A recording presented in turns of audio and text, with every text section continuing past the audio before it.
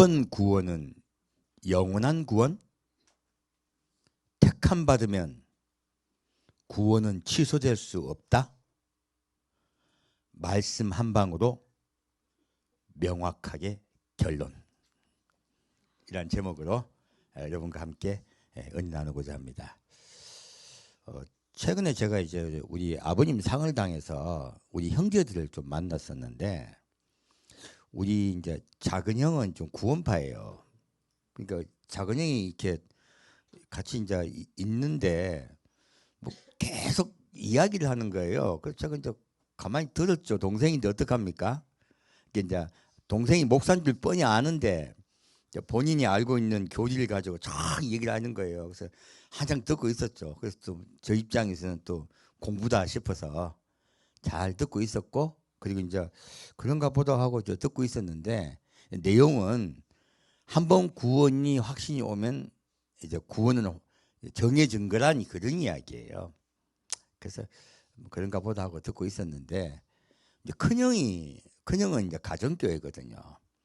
가정교회 이단 아닙니다. 그래서 가정교회 거기 다니는 형도 차를 타고 가면서 저한테 이야기를 하는데, 한창 저도 이제 들었죠. 그래서 형님, 신앙에 확신 있는 분들은 확실히 달라요. 목사를 앞에 놔두고 그냥 저를 교훈해 주시려고 가르쳐 주시려고 이렇게 노력을 하시더라고요. 그래서 한창 듣고 있다 보니까 내용이 같아요.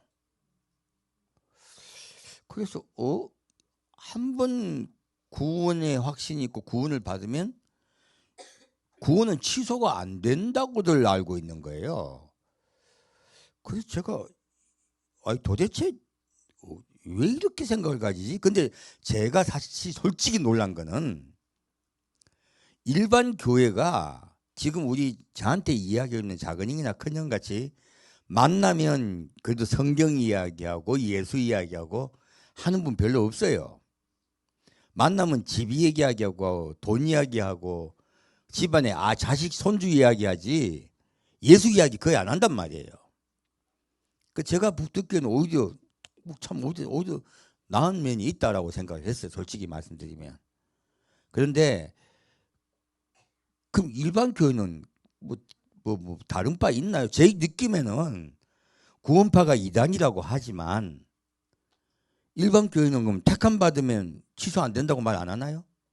사실은 구원파는 면, 월, 일시 언제 내가 구원의 확신을 얻었다, 구원 받았다, 요거를 이야기해가지고 명시를 해서 그렇지, 일반 교회는 내가 구원 받았는지 안 받았는지 택함 받은지는 알 수 없지만 택함 받은 사람은 무조건 구원 받는다. 그리고 절대 취소되지 않는다. 그리고 택함 받지 못한 사람은 열심히 교회 봉사하다가 돌아가실 때 예수 부인하고 돌아가신다는 거예요.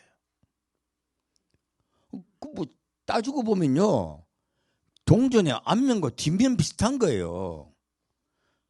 저도 2단이니 3단이니 말하지만은 비슷합니다. 제 입장에서 오늘 이번에 이제 그래서 조금 자꾸 그 생각이 나서 조금 좀 보게 됐어요. 근데 최근에 이제 우리 이제 세대주의라고 해가지고 세대주의 2단이라고 또 말하는 분들이 엄청나게 많아요. 한국 교회는. 근데요, 미국 교회 가면 세대주의가 주류입니다. 이거 주류가 바뀌어 있는 거예요. 주류가 바뀌면 2단입니까? 그 말이 됩니까? 그리고 저는 솔직히 말해서 제가 세대주의라 생각도 안 해요. 그리고 일반 세대주의라는 분들하고 저하고 또 의견이 완전히 일치하지도 않습니다. 그래서 이제 그런 데 대해서 이제 이단이라고 하시는 분을 보니까 성경을 그대로 믿으면 이단이래요. 내용을 읽어보니까 그래. 교리보다도 성경을 강조하면 이단이다라고 적어놨더라고요. 그래서 제가 읽다가 이 무슨 개 풀 뜯어먹는 소리야? 솔직히 그런 생각이 들더라고요. 아니 뭐 소 염을 먹는 소리지 이게 말이 아니잖아요. 아니 우리 기독교 우리 개신교가 어떻게 출발했습니까? 성경은 성령의 감동으로 쓰여진 것이다. 라고 하는 베드로의 고백에서 출발합니다. 성경이 하나님의 말씀, 그리고 성경의 저자는 오직 성령님 한 분이시다. 그러므로 성경은 무엇하고 통일되어 있다. 이것이 우리 개신교의 모토 아닙니까? 근데 얼마나 타락을 했으면 성경을 그대로 믿는다고 이다리라 합니까? 도대체 어디서 나온 이야기인지 모르겠어요. 어떻게 교리가 성경을 앞서 나갑니까? 그 부분을 읽다 보니까 야, 이것도 좀 문제가 있구나. 이단을 갖다가 제가 사실 요즘 어느 장로님이 제게 이단에 대해서 조금 이렇게 한번 목사님께서 한번 설교해 주시면 좋겠다 해서 제가 그럼 누구 이단 그 전문하시는 분 한번 초청해서 해볼까요 하고 그렇게 교섭을 하려고 하던 중이었는데 그 읽다 보니까 안 되겠어요. 그 정확하게 그런 부분에 대해서 조금 그 이단과 아닌 것에 대해서 제가 좀 분간을 해서 좀 이렇게 말씀 제가 드리겠습니다. 그러니까 문제들이 많아요. 그래서 이게 이제 거기서 이제 제가 또 이제 읽다가 스트레스를 받은 게 지금 그 서울 침례교회라는 교회가 있습니다. 서울 침례교회는 이제 구리시에 있는 서울 침례교회예요. 원래 이제 서울 침례교회 서울이 있는 서울 침례교회는 그 남침례교회의 후신이에요. 이제 그는 이제 정통 교단으로 보통 보지요. 거기 말고 독립 침례교회에서 파생된 교회예요. 구리시의 이래 목사님이 심호하고 계십니다. 근데 제가 보기에 뭐 별로 괜찮아요. 근데 뭐 이분들은 이제 정동수 목사님께 사사받으신 분이라 하시더라고요. 근데 그 이 독립 침례교입니다. 킹 제임스 성경만이 옳다라고 보세요. 나쁘지 않아요. 뭐 이렇게 주장하는 분 어떻습니까? 많은 교단도 각각 자기 주장하는 바가 있잖아요. 저는 그런 거 별 스트레스 받지 않습니다. 근데 이제 이거 가지고 세대주의라고 이단이라고 한 부분은 제가 용납할 수가 없고요. 그리고 보다 보니까 좀 문제가 있어요.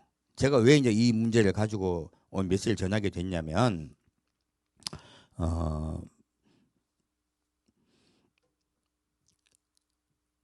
말씀을 분류하더라는 거예요. 자, 지금 우리가 기독교가 지금 나온 것은요, 성경 전체가 하나의 성령께서 직접 쓰셨다라고 우리가 믿기 때문에 이 성경이 우리의 텍스트본이 되는 거죠. 근데요, 성경을 분류하더라는 거예요.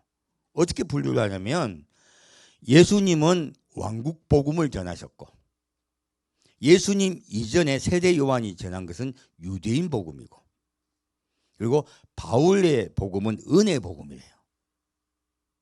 성경 복음이 그렇게 나눠진 줄 몰랐네. 갈라디아서 2장을 가지고 전거를 두고 말씀을 하시더라고요. 저는 전혀 동의할 수 없습니다. 왜냐하면 이런 바울이 예수님 복음과 바울 복음이 틀리다는 말 우울해하는 분 많이 있습니다. 어떤 분은 바울이 이단이라는 분도 계세요.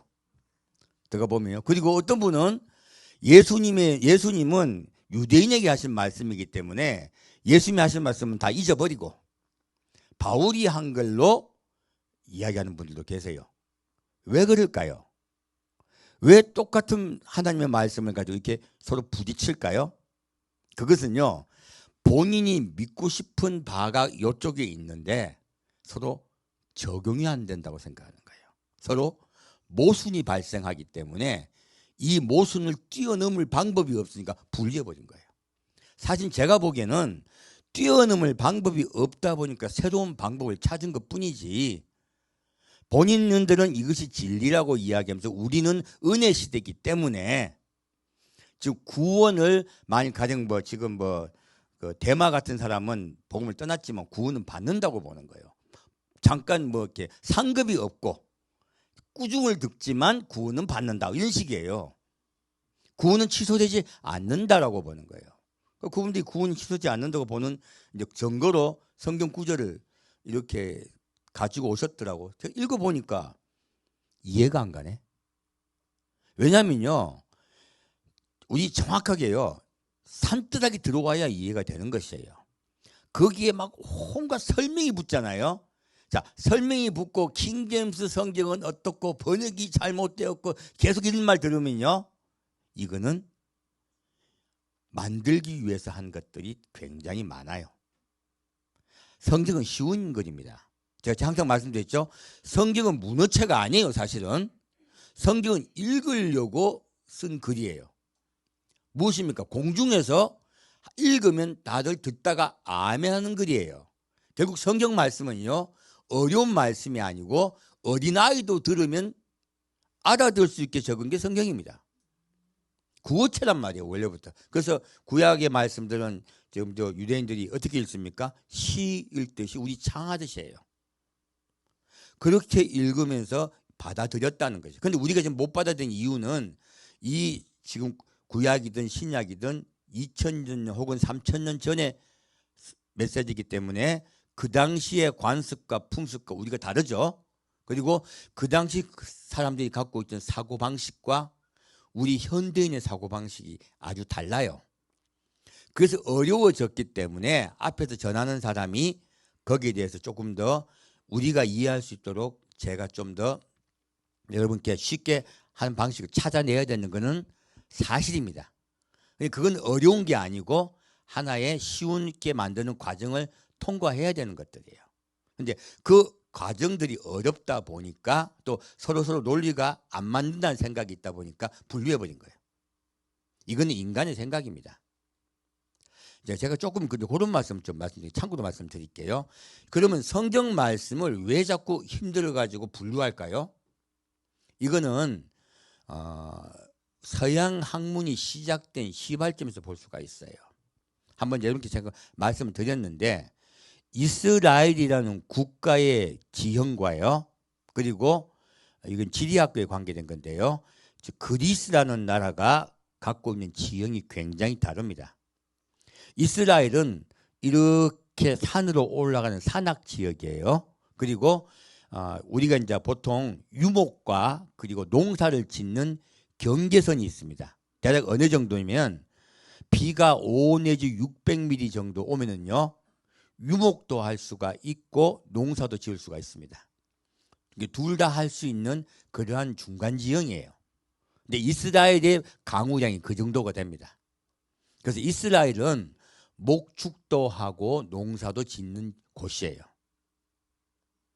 그리고 완전히 막 풍부한 곳이 아니기 때문에요, 사람과 사람끼리 서로 이 교류를 해야 되는 상황이고, 또 구릉지가 많다 보니까 이 마을과 저 마을이 조금 서로 다를 수가 있어요. 이게 뭔 이야기냐면, 한국도 사실은 한국은 농경사회죠. 근데 한국이 이스라엘하고 좀 비슷한 면이 있습니다. 한국도 산악 지형이 많고요. 그리고 물이 많이 흐르죠. 좀 다 다르긴 합니다만 좀 비슷한 것이 뭐가 있냐면, 이 마을에 모여 사는 사람들은 서로 하나가 되는 경향이 있어요. 이스라엘도 마찬가지예요. 자기 지역에서 딴 지역에서 쳐들어올 것을 대비하기 위해서 자기 지역 사람들이 잘 뭉치고요, 이웃하고 교류도 해야 돼요. 그리고 넘어오기도 쉬워요. 왜냐하면 밑에 길이 발달됐기 때문에 그래요. 그래서 이스라엘도 우리나라도 마찬가지로요, 서로 교류를 하다 보면은 내가 중심 될까요? 우리가 중심 될까요? 우리가 중심 됩니다. 그 말씀을 드리고 싶은 거예요. 그러니까 지금 양을 치는 분들만 계신다면 고집주의가 되기 쉽습니다. 왜냐하면 양을 치면 흩어져 있잖아요. 근데 농사를 짓게 되면 같이 힘을 합해야 돼요. 그래서 우리라는 개념이 되기 쉬워요. 한국은 우리라는 개념이 지극히 강한 나라입니다. 전 세계에 자기 아내를 우리 아내라고 말하는 나라는 대한민국밖에 없습니다. 다른 나라 사람들 들으면요, 아내를 공유한 줄 알아요. 아들도 우리 아들도요. 아들도 우리 아들입니까? 내 아들입니까? 전 세계 대한민국 같은 나라가 없어요. 이게 사실 농경사회의 특징이거든요. 그리고 우리나라가 특히 농경이지만은 평야가 발달된 게 아니고요, 구릉지가 많단 말이에요. 그래서 자기 마을 단위의 경향이 굉장히 강합니다. 그래서 우리라는 개념이 굉장히 강합니다. 근데 이스라엘 같은 경우도 우리라는 개념이 강해요. 그럼 언어도 마찬가지 어떻게 발달됐을까요? 개인에 대한 분류에 강할까요? 전체라는 개념이 강할까요? 전체라는 개념이 강합니다. 근데요, 그리스는 산악이 90%예요. 그럼 대부분이 농사 지을 수 있는 땅입니까? 농사 못 짓습니까? 못 짓습니다. 그래서요, 아테네가 다르고 스파르타가 완전히 다른 나라예요. 거리도 멀지 않아요. 인구도 많지 않아요. 근데 아테네는요, 아예 농사질 땅이 없어요. 올리브 조금 자라는 거 말고는 없습니다. 어떻게 해야 될까요? 이 나라는 해양에서 무역을 하지 않으면 살 수 없는 곳이에요. 그러므로 아테네는 배가 발달된 곳이에요. 그리고 스파르타는 내륙 지역이에요. 이쪽은요, 배가 없어요. 배가 없고 주로 육군이 발달된 지역이에요. 둘이가 대화하면 통할까요? 안 통할까요? 안 통합니다. 끝까지 두 나라 다 망할 때까지 말이 안 통했습니다. 그래서 말이 안 통하면 무엇이 많이 나올까요? 논쟁을 하게 되어 있습니다. 나는 이렇게 주장한다. 나는 이렇게 생각한다. 라고 자기 논리를 펴요. 반대편에서 나는 이렇게 생각한다고 또 논리를 펴요. 그럼 둘이 논리가 싸우다 보면요. 무엇이 발달될까요? 사고가 발달되고요. 분류하게 됩니다. 그래서 여기서 분석주의가 나온 것이에요. 그리고 여기서 철학이 발달됐어요. 그래서 분류하고 분석하고 따지고 하는 것이 그쪽 나라의 특성이에요. 그래서 흑과 백을 나누고 선과 악을 나누고 자꾸 분류하는 게 굉장히 많습니다. 그런데 기독교가요, 그리스 쪽으로 갔죠? 헬라 문화에 들어가면서 기독교가 원래는 전체적인 우리라는 개념이 강한 종교인데 분석적으로 분류하는 것으로 자꾸 간 거예요. 그래서 성경을요, 연구하기 시작한 거예요. 성경은 연구하는 게 아니고 받아들이는 겁니다. 어려운 게 아니고 쉬운 거예요, 사실은. 근데 이걸 자꾸 분류해가지고 이거 그렇게 하다 보니까 뭐예요? 요거 따지고 저거 따지다 보면 이 문장하고 저 문장하고 틀릴 수밖에요. 서로 틀리고 다르니까 어떻게 해요? 그 모순을 없애기 위해서 또 분류해버린 거예요. 이것이 지금 우리 한국 사람들도 지금 이러한 사고방식이 한 3분의 2 정도는 들어와 있습니다. 왜요? 현대 과학이 분석적이거든요. 우리 현대인의 사고방식이 굉장히 분석적이에요. 그래서 무엇이 발달됩니까? 법률이 발달됩니다. 그래서 네가 아라고 했으면 죄가 없고 어라 했으면 죄가 있어요. 사실 우리 일상적 용어는 똑같은 말이에요. 근데 아라고 말하면 법률적으로 죄가 없고 어라고 말하면 법률적으로 죄가 돼요. 그래서 제가 황당한 경우도 우리가 많이 보지요. 법률적인 면으로 들어가는 건 분석적인 것이에요. 근데 우리가 일상적인 건 분석적인 게 사실 아니잖아요. 그래서 많은 부분에서 모순이 생기더라 하는 거예요. 뭐 말씀드리려면 성경 말씀도 그렇게 자꾸 사고방식으로 보는 거예요. 아니요. 성경 말씀은 그대로 받아들이면 어렵지 않습니다. 그리고 이 바울과 예수님 하신 말씀과 구약의 말씀이 분류가 될까요? 같은 말씀일까요? 같은 말씀이에요. 사고력이 떨어져가지고 전체적으로 보는 관점이 약해가지고 그걸 따로 보는 거예요. 그거는요, 전체를 볼 수 있는 역량이 떨어지는 거예요. 그래서 이제 그런 부분에 대해서 조금 더 말씀을 드리고자 합니다. 그리고 이제 여기서 뭐라고 지금 제가 와서 제가 이제 말씀드리냐면 글을 읽겠습니다. 우리는 주 예수 그리스도의 몸의 지체들인 성도들의 구원이 하나님의 권능에 의해 예수 그리스도 안에서 영원히 보장됨을 믿습니다. 어떻게 보장돼요? 구원이 영원히 보장된다고 하는 거예요. 그러면 이제 이것하고 구원파하고 별 다를 게 없어요. 근데 많은 우리 기존 교단도 비슷하게 이야기합니다. 다만 규정을 했냐 맞냐 따라가지고 이단이 많이 하는데 제가 보기에는 말장난 비슷해요. 비슷합니다. 그럼 성경 말씀은 어떻게 얘기할까요? 성경 말씀 그대로 전해가 저도 한번 이단이 되고 보자 합니다. 자, 고린도전서 9장 보겠습니다.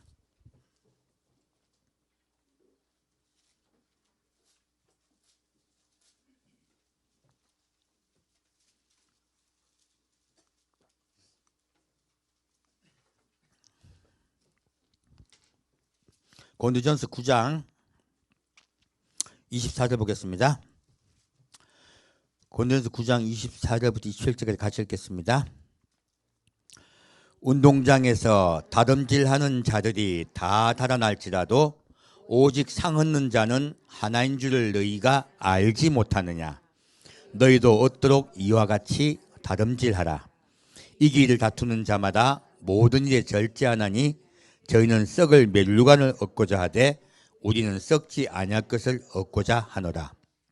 그러므로 내가 다름질하기를 향방 없는 것 같이 아니하고 싸우기를 허공을 치는 것 같이 아니하여 내가 내 몸을 쳐 복종하게 함은 내가 남에게 전파한 후에 자기가 도리어 버림이 될까 두려워함이로라.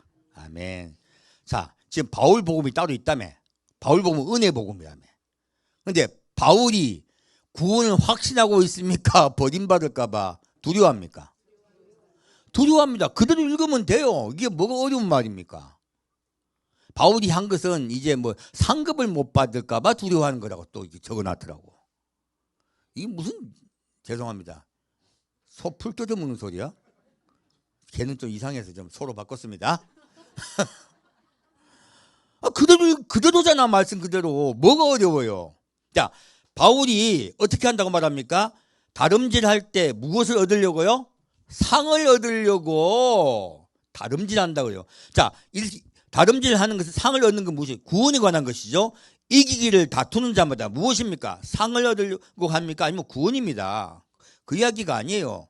모든 일 절제하는. 자, 구원 얻으려면 어떻게 해요? 절제하라. 저희는 썩을 멸류관을 얻고자 돼. 우리는 어떤 것을 얻고자 한다? 썩지 아니할 것, 곧 영원한 구원이죠. 영원한 생명이죠. 그리고 그러므로 내가 다름질하기를 향방 없는 것 같이 아니하고 싸우기를 허공치는 것 같이 아니하여 내가 내 몸을 쳐 복종하게 함은. 왜 바울이 자기 몸을 쳐 복종하게 합니까? 예, 버림받을까 두려워서. 말씀 그대로입니다. 우리가 왜 화를 내도 안 되고, 또 우리가 또 남에게 함부로 막 굴어도 안 되고, 그리고 남을 미워해도 안 되고, 왜 그렇습니까? 예, 구원 못 받을까 봐 주의해야 되는 거예요. 조심해야 되는 거예요. 말씀 그대로요. 이거를 왜 다른 논리를 가지고 얘기합니까? 또 볼까요? 디모데후서 보겠습니다. 성경은요 그렇게 어렵지 않아요. 성경은요 머리 굴려 볼 필요가 없어요. 디모데후서 4장 말씀입니다.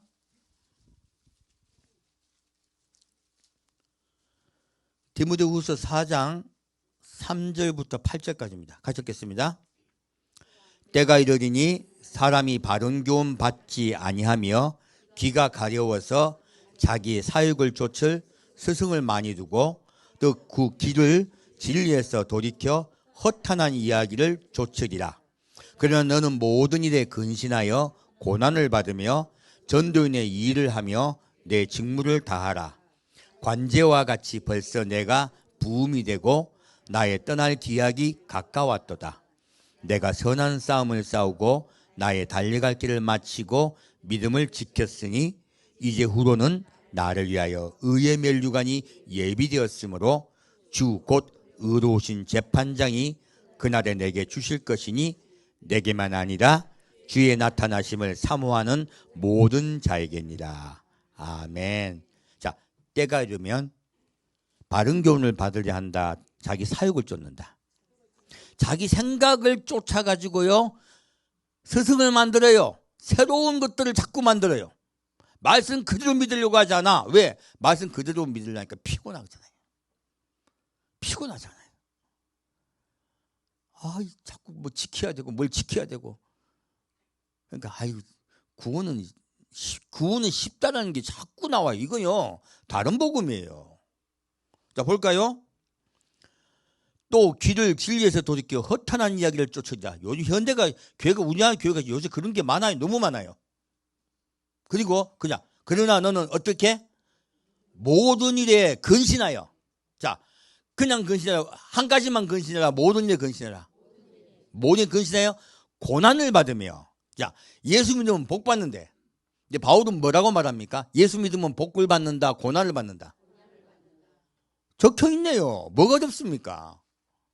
고난을 받으며 전도인의 일을 하며. 자, 전도하라 마라. 전도해라. 내 직무를 다하라. 하나님께서 맡긴 일을 충성을 다하라는 말씀이죠. 자, 바울이 또 계속 말합니다. 관제와 같이 벌써 내가 부음이 되고 나의 떠날 기약이 가까웠도다. 자, 바울의 마지막 유언입니다.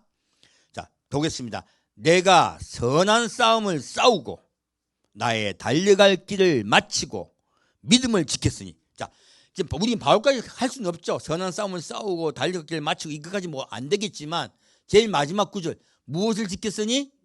믿음은 한 번 믿었으면 끝이다. 지켜야 된다. 지켜야 됩니다.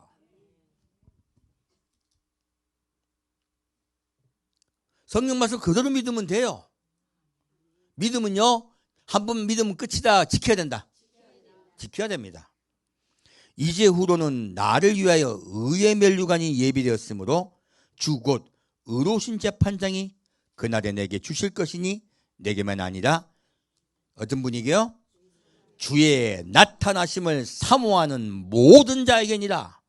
예수님 오심을 기다리는 모든 자가요, 모든 자에게 어떤 면류관 주신다? 의의 면류관 주신다고 말씀하신 거예요. 그러므로 바울 때부터요, 주님의 나타나심, 곧 예수님 오심을 기다리는 건 우리 그리스도인의 기본 의무입니다. 이게 무슨 다른 복음입니까? 예수 기다리면 이단입니까? 어디 성경 말씀을 자꾸 바꿉니까? 말씀은 그대로 믿으면 돼요. 다시 볼까요? 그럼 다시 밑에 보겠습니다. 9절부터 11절 같이 읽겠습니다. 너는 어서 속히 내게로 오라. 대만은 이 세상을 사랑하여 나를 버리고 데살로니가로 갔고 그레스게는 갈라디아로 디도는 달마디아로 갔고 누가만 나와 함께 있느니라. 내가 올 때 마가를 데리고 오라. 저가 나 일에 유익하니라. 아멘. 자, 무슨 말씀입니까? 자, 대만은요, 원래 지금 대만은 원래 그 바울을 돕던 사도 직분이 있던 사람이에요. 대만은 직분자입니다. 근데요, 이 대마에 대해서 성경이 두 번이나 나와요. 골로새서에도 나오고 빌레몬서에도 대마 이름이 나옵니다. 그만큼 유명한 목사예요. 근데 이 목사가 구원을 받습니까? 못 받습니까? 못 받습니다. 한 번 구원 받았다고 되면, 한 번 구원 받았으면 취소되면 안 된다고요? 생명책에 이름이 기재가 되면 그 이름이 안 지워진다고요? 무슨 헛소리입니까? 대마가 어떻게 해요? 세상을 사랑하여 아버지께서 떠나버렸어요. 예수님을 배신해버렸어요. 이것은 믿음을 지키지 못했다고 바울이 증거로 말하고 있는 거예요. 내가 끝까지 믿음을 지켰는데 대만은 믿음을 저버렸다. 버렸다라고 바울이 바로 밑에 얘기하고 있는 거예요. 그 성경 말씀 제가 꼭 이어 읽으라고 말씀드리는 게 이것과 이걸 따로 자꾸 분리해요. 분류하지 마십시오. 이거는 구어체고요. 같이 읽는 거예요. 믿음은 지켜야 됩니다. 끝까지요. 자, 그럼 다시 출애굽기 보겠습니다.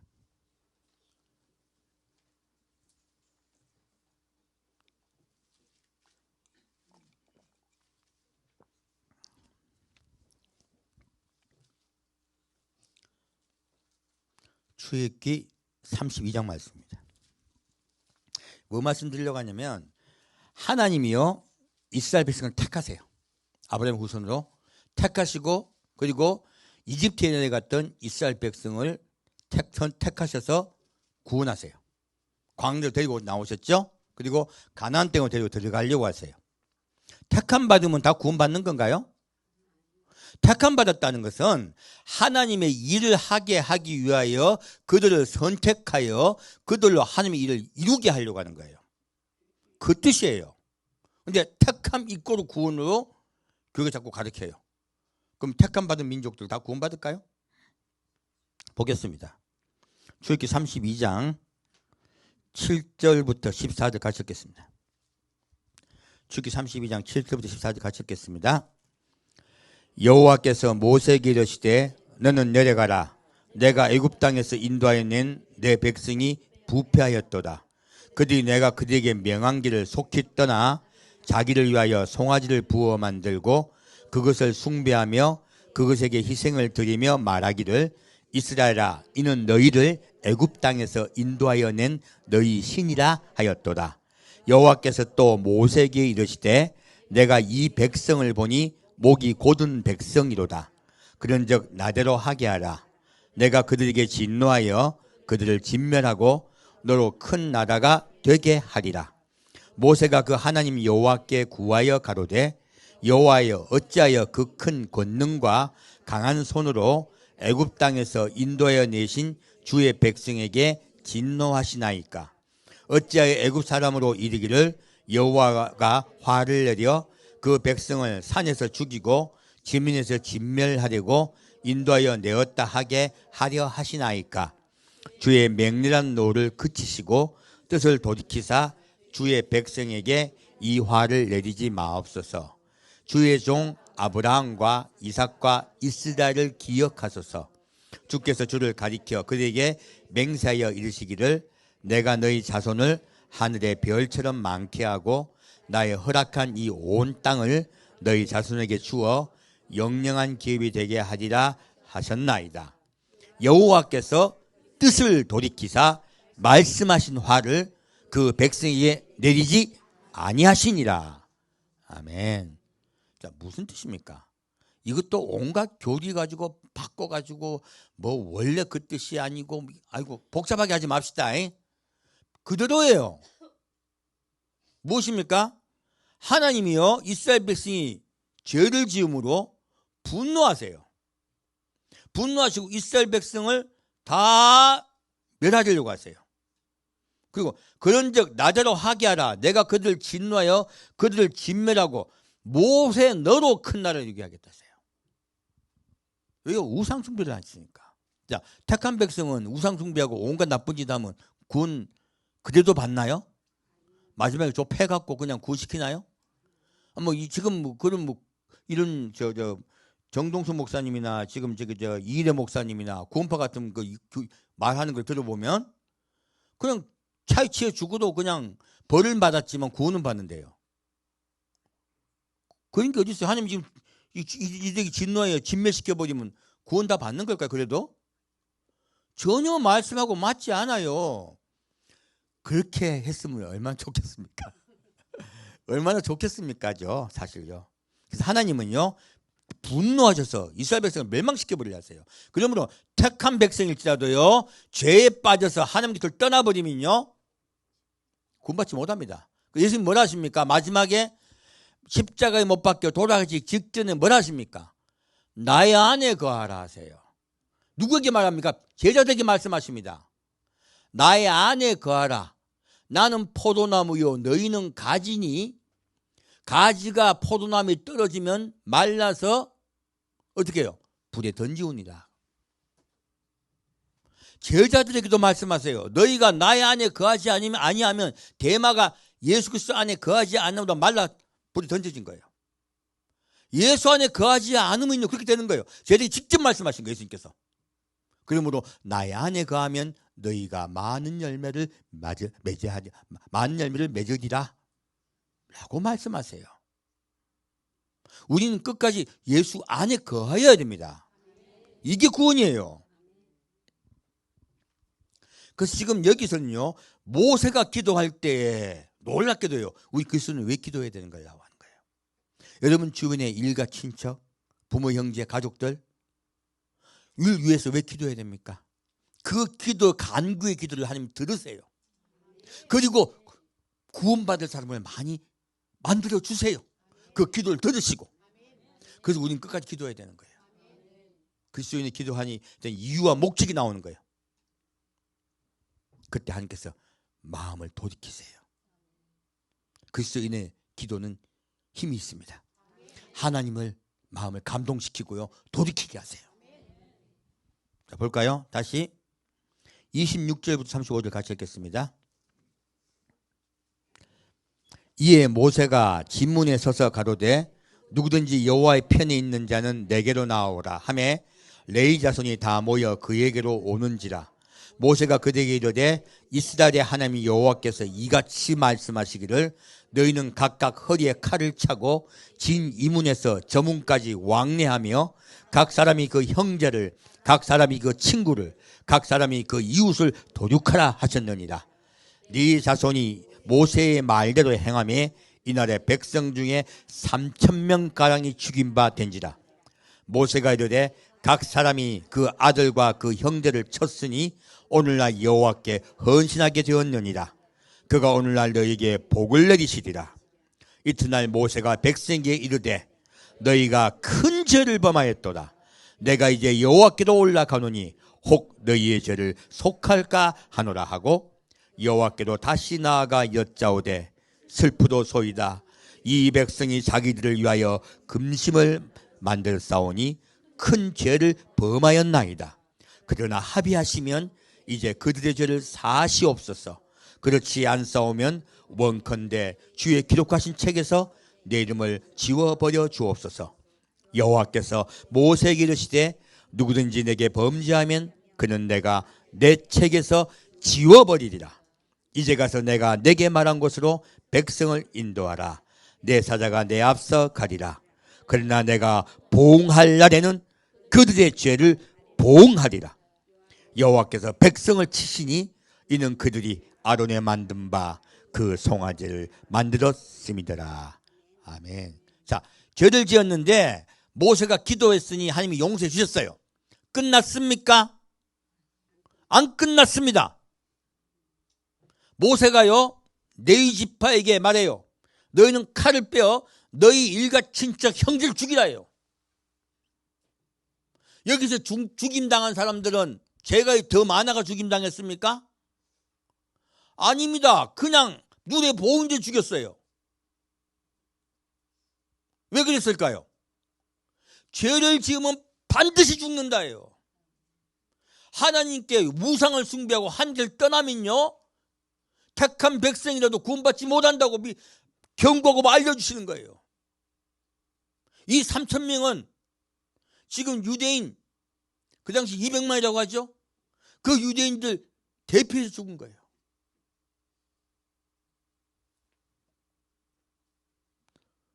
우리 죄 짓지 않도록 최선을 다해야 됩니다. 그리고 모세가 뭐라고 합니까? 이렇게 죄악을 도말하기 위해 3,000명이 죽게 하신 건요 이스라엘 백성에서 무엇을 도말하기 위해서요? 마음속에 죄를 멸하기 위해서요. 어디 죄를? 마음속에 있는 죄를 멸하기 위해서요. 하나님을 두려워하게 하고 하나님을 두려워함으로 죄를 미워하게 하려고 하신 거예요. 그리고 모세가 다시 여호와께 올라갑니다. 이 백성의 죄를 용서해 주옵소서. 그리고 뭐라고 합니까? 이 백성을 사하여 주옵소서. 그러지 않으려면 차라리 생명책에서 내 이름을 지워달라고 해요. 모세가요 교리를 모릅니까? 하나님 모릅니까? 자, 생명책에 이름이 기재되었다고 해서 지워질까 안 지워질까? 지워집니다. 구약만 그렇다고요? 좀 이따 보여드릴게. 신약도 똑같아요. 아까 지금 바울도 똑같이 이야기하고 있죠? 바울 복음 다르고 예수님 복음 다르고 뭐 지금 구약 복음 다르다고요? 똑같습니다. 자, 볼까요? 그리고서 하나님 뭐라 하십니까?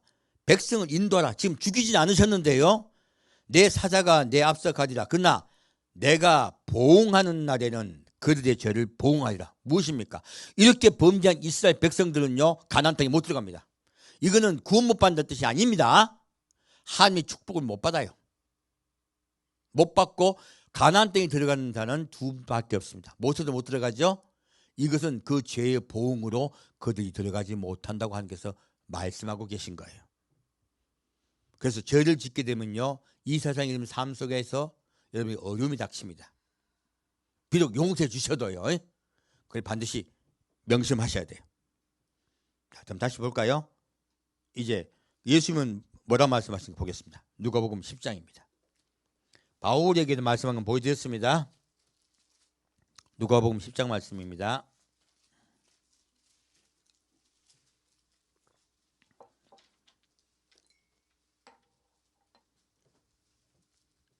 누가복음 10장 17절에서 20절까지입니다.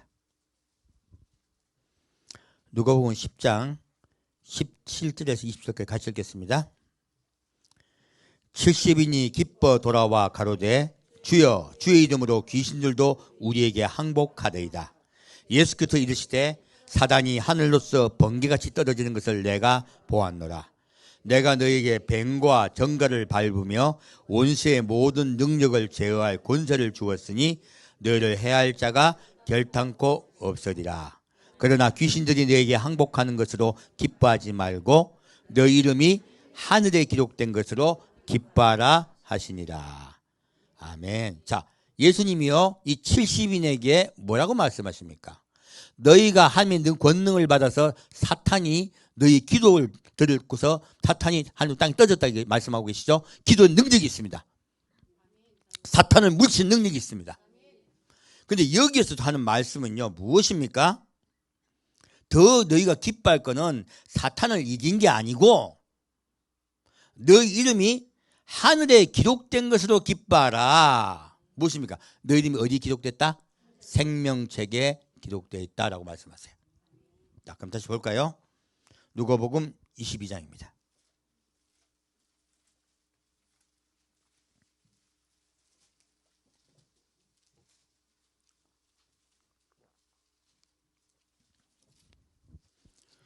누가복음 22장 24절부터 30절까지 같이 읽겠습니다. 누가복음 22장 24절부터 30절 같이 읽겠습니다. 또 저희 사이에 그중 누가 크냐 하는 다툼이 난지라.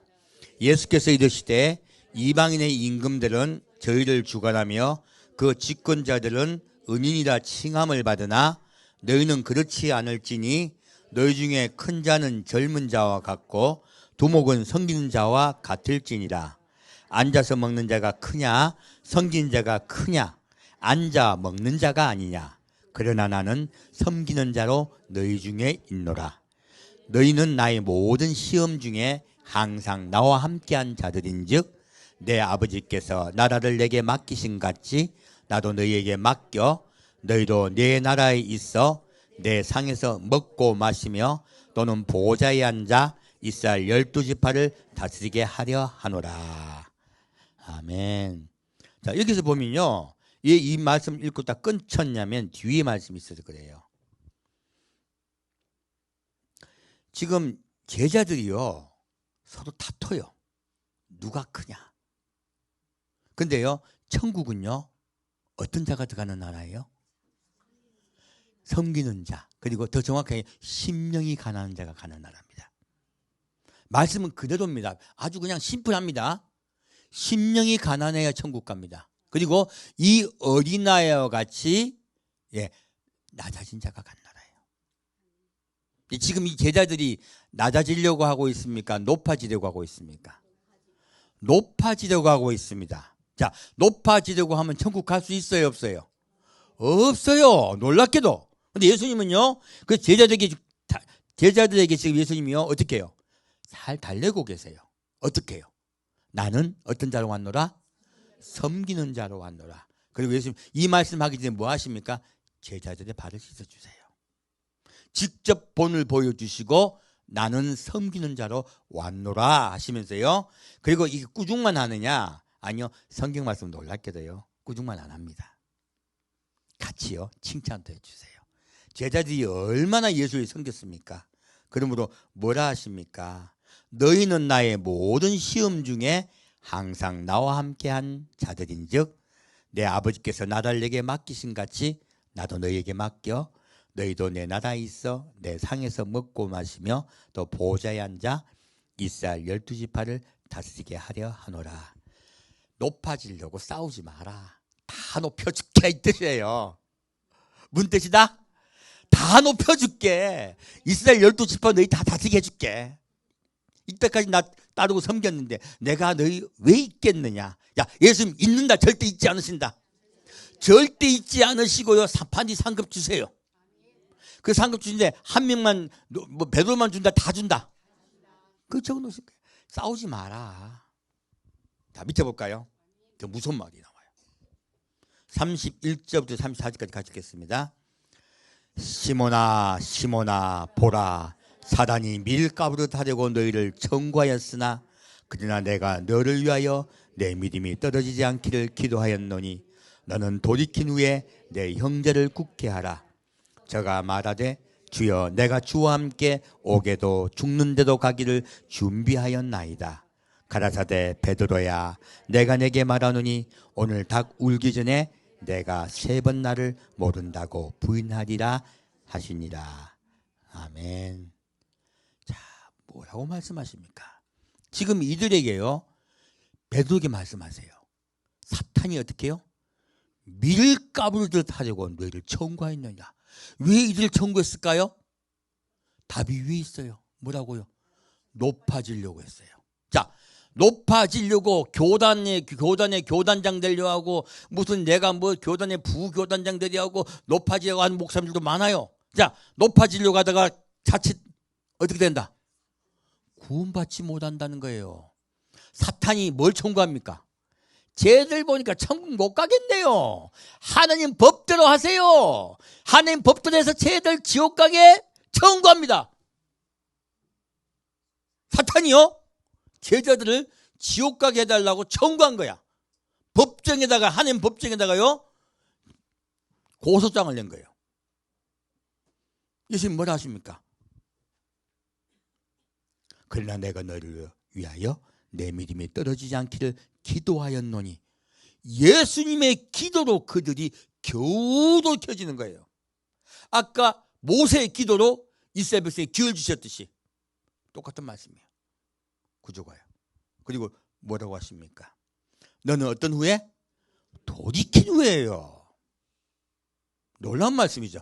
아까 대만은 돌이키지 않고 가버렸죠. 이 제자들은 돌이켰어요. 그게 차이가 있는 거예요. 너는 돌이킨 후에 내 형제를 굳게 하라. 자, 그러면 믿음은 확증된 것이다. 지켜야 되고 굳게 해야 되는 것이다. 지켜야 되고 굳게 해야 되는 것이에요.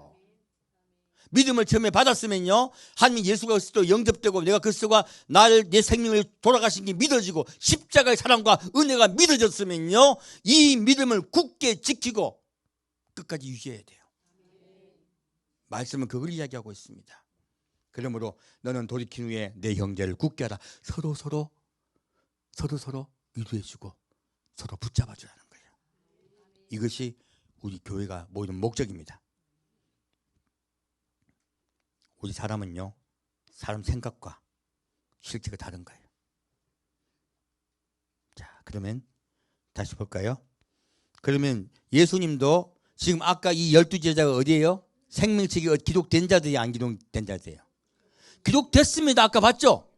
기록됐는데 사탄이 청구합니까 안 합니까? 합니다. 생명책 기록되면 다시 안 주어진다며. 구원이 확정되면 끝난다며.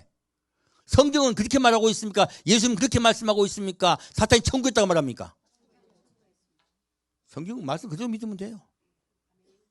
믿음을 굳게 하거나 지키지 못하면요, 믿음에서 떨어집니다. 예수님 안에 거하지 못하면요, 가지가 예수에게 떨어져 버리면 아무 소용없어요. 우리 예수께 붙어 있어야 됩니다. 자, 이제 마태복음 16장으로 메시지 마치겠습니다.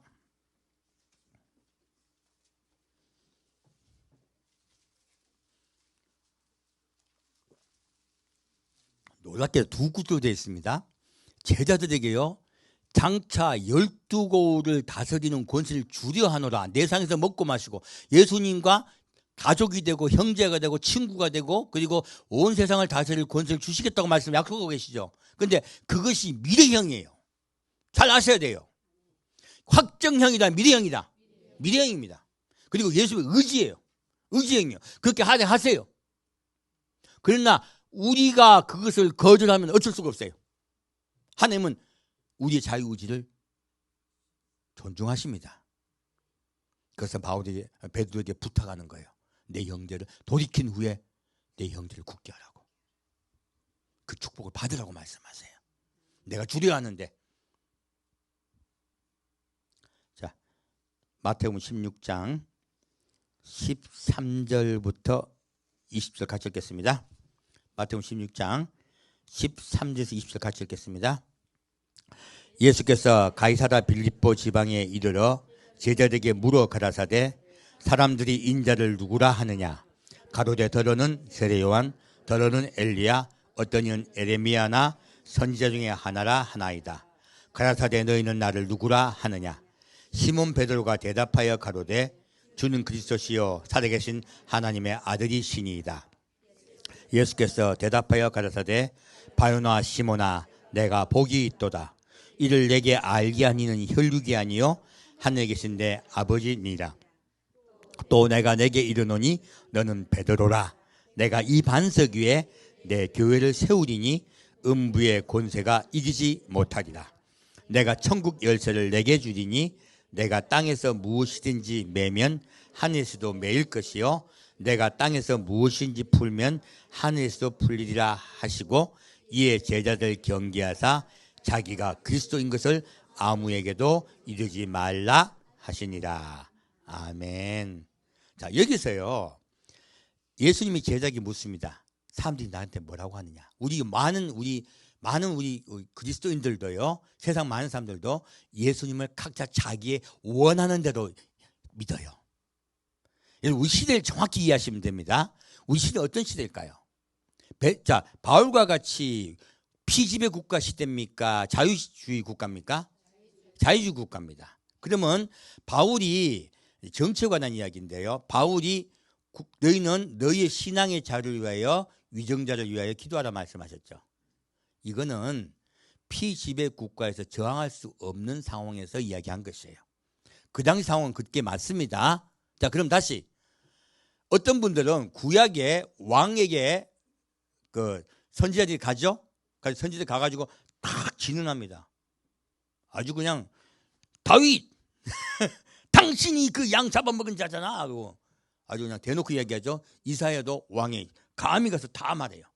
그래서 선지자들이 왕에게 가서 하나님의 말씀을 그대로 전했듯이 우리가 이 세상이 잘못되었으면 나가서 투정해야 된다. 그게 말씀에 맞다라고 하는 분들도 많이 계세요. 놀랍게도요. 그때는 왕정시대입니다. 어떤 시대냐면 바로 왕이 예수님의 대리인으로 다스리던 시대예요. 그러므로 사실 이 왕정시대는요. 천년왕국의 비유예요. 사실은. 우리 시대하고는 좀 다릅니다. 여러분 우리 기독교 국가입니까? 지금 종교가 자유가 있습니까? 그럼 아니네. 그 시대도 아니고 저 시대도 아니에요. 그럼 한국은 어떤 시대일까요? 한국은요. 사사기 시대입니다. 어느 시대라고요? 지금 우리는 사사기 시대에 살고 있습니다. 가령 지금 이란 같은 데 살면은 어느 시대에 살고 있는 거예요? 바울과 같이 살고 있는 것이에요. 왕이 악하잖아요. 기독교 핍박하잖아요. 그런 국가는 바울의 시대에 살고 있는 것이고요. 어떤 나라는 딱 예수만 믿는 것이 법으로 되어 있다면 없네. 근데 그런 나라가 있다면 그거는 왕정 시대에 들어가는 거예요. 근데 대부분의 국가는 자유 시대 국가입니다. 바로 사사기와 같아요.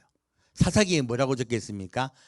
그때는 왕이 없어 사람들이 각각 자기의 소견에 옳은 대로 행하더라. 딱 우리 때예요. 각 교회마다 교단마다 목사님마다 성경을 똑같이 보는데 하는 말은 다 다르네. 딱 우리 시대입니다.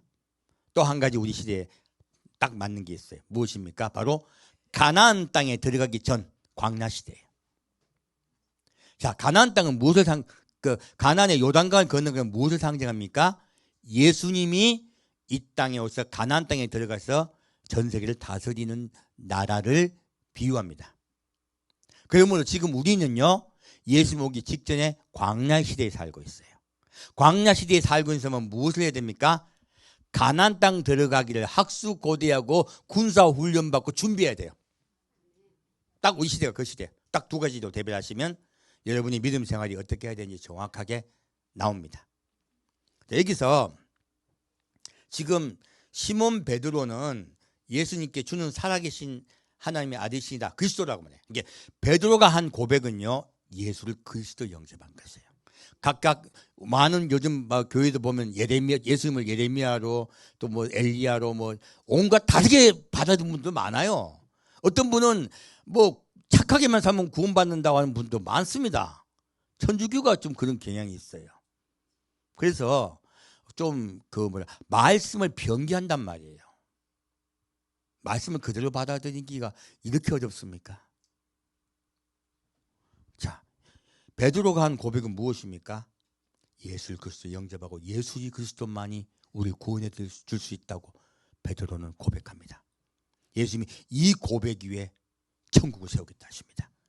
천국의 열쇠가 이 고백으로 천국이 열릴 것이다. 구원이 열릴 것이다 말씀하세요. 그럼 베드로 구원 받는 거 확정받았네. 네가 열면 열리고 풀면 풀린대. 베드로는 구원이 확정됐습니까 안 됐습니까? 이거 말씀 봤을 때 확정됐잖아요. 근데 예수님은 변덕쟁이야. 예수님 뭐라고? 변덕쟁이야. 밑에 볼까요? 21절부터 28절에 가셨겠습니다.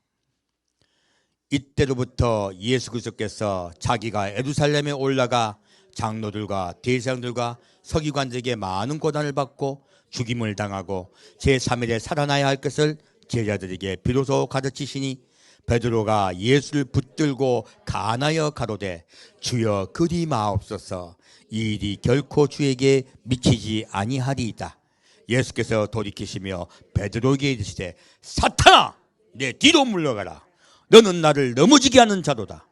내가 하나님의 일을 생각지 아니하고 도리어 사람의 일을 생각하는도다 하시고 이에 제자들에게 이르시되 아무든지 나를 따라오려거든 자기를 부인하고 자기 십자가를 지고 나를 좇을 것이니라. 누구든지 제 목숨을 구원코자 하면 잃을 것이요 누구든지 나를 위하여 제 목숨은 잃음을 찾으리라. 사람이 만일 온 천하를 얻고도 제 목숨을 잃으면 무엇이 유익하리요? 사람이 무엇을 주고 제 목숨을 바꾸겠느냐? 인자가 아버지의 영광으로 그 천사들과 함께 오리니 그때 각 사람의 행한 대로 갚으리라. 진실로 내게 이르노니 여기 섰는 사람 중에 죽기 전에 인자가 그 왕권을 가지고 오는 것을 볼 자들도 있느니라. 아멘.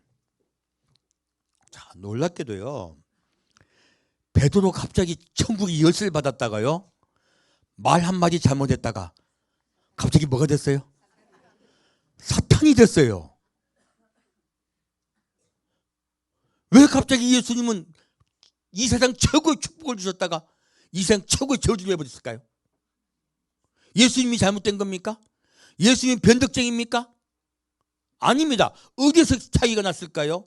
우리는요 예수 그리스도 고백하는 이 고백을 천국을 갑니다. 하지만 이 고백을 지켜야 돼요. 예수를 그리스도 되게 만들려면 누구의 뜻을 따라가야 돼요? 하나님의 길을 따라가야 돼요. 하나님의 일을 생각하고요 나를 낮추고 그 여기서는 자기를 부인하고 말씀하죠. 심령이 가난 것이 무엇입니까? 자기를 부인한다는 뜻이에요. 하나님의 일을 따라가는 것이에요. 하나님의 말씀을 따라가는 저 정확하게는 2부 때는 그 말씀 드릴 것이에요. 하나님을 따라간다는 것은요 말씀을 따라간다는 뜻입니다.